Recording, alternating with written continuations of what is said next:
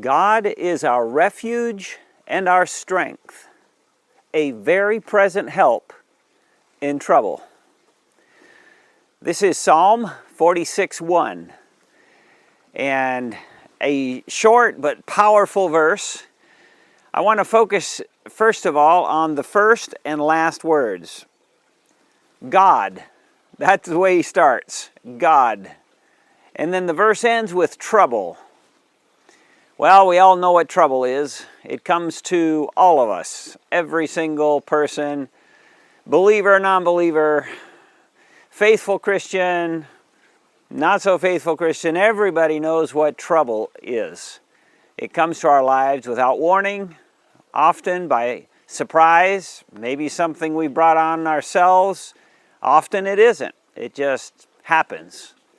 And so this verse says that God is our refuge and our strength, and he's a very present help in time of trouble. What does this mean? Well, first of all, we do want to know what or where we can find help in trouble, right? I hope so. I mean, that would be natural. That when we find ourselves in hot water or trouble of whatever kind, we know what to do. And that's what this verse and this devotional is about.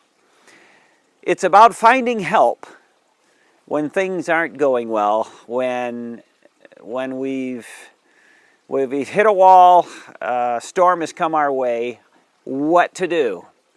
And it has everything to do about mind control, about controlling our thoughts. What do we go to, or who do we go to when trouble hits? Our mind is going to play games with us, so to speak, no matter what.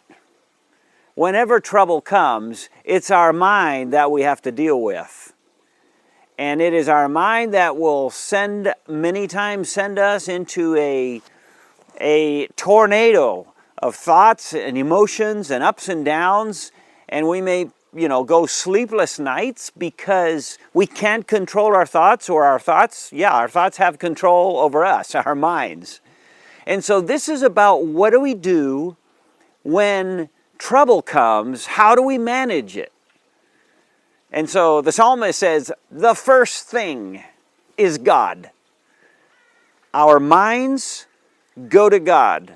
We make our minds think about God. They don't want to. They won't automatically. Not by nature anyway. We have to make it happen. And so what do we think about? When we think about God, well, he says, God is our refuge and our strength. The refuge, the castle, the fortress, the idea is God becomes our protection from outside forces. The trouble, however it comes, if it's an external trouble, then God is our refuge, and he will help us if we will go to him. Interesting to think about. If we do not go to God, should we expect his help? Is he going to be our refuge if we don't go to him? That's an important subject. But anyway, let's go to what it says. God is our refuge and our strength. What is God being our strength? If we go to God in trouble, the strength is what he gives us for the inside trouble, the inside battles.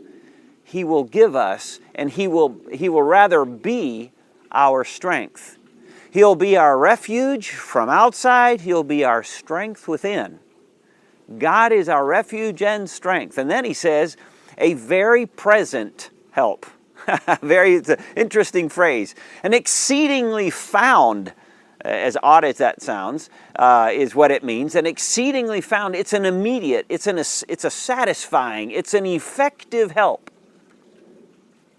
that we will have immediately if we turn to God, if we make our minds think on God when we get into trouble.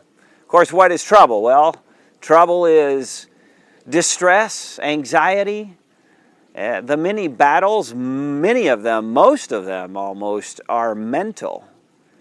And so when we are attacked by wrong thinking, as soon as we realize what's happening, we have to force ourselves to say, hey, stop thinking that way and think God.